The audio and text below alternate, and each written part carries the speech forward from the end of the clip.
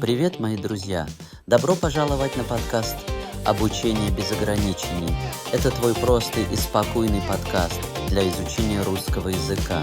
Сегодня мы поговорим про одну большую ошибку.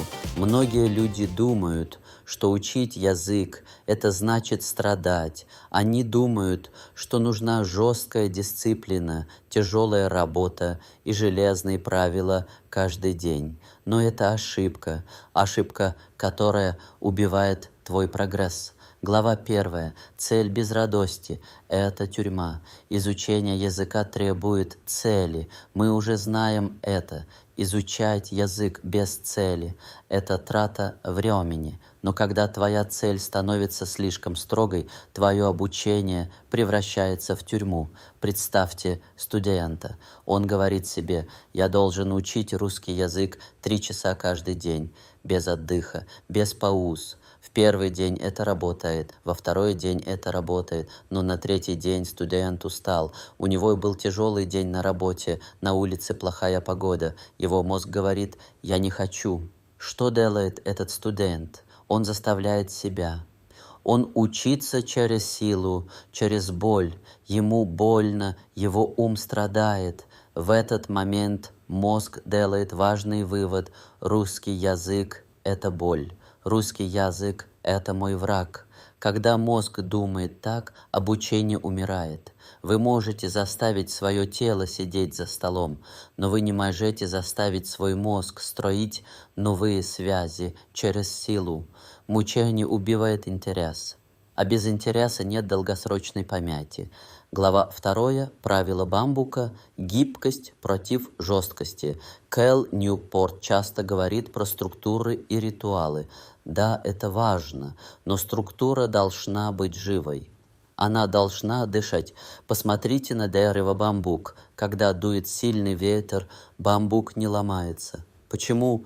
Потому что он гибкий. Он гнется вместе с ветром, а потом снова встает прямо. Жесткое дерево не умеет гнется, поэтому сильный ветер ломает его.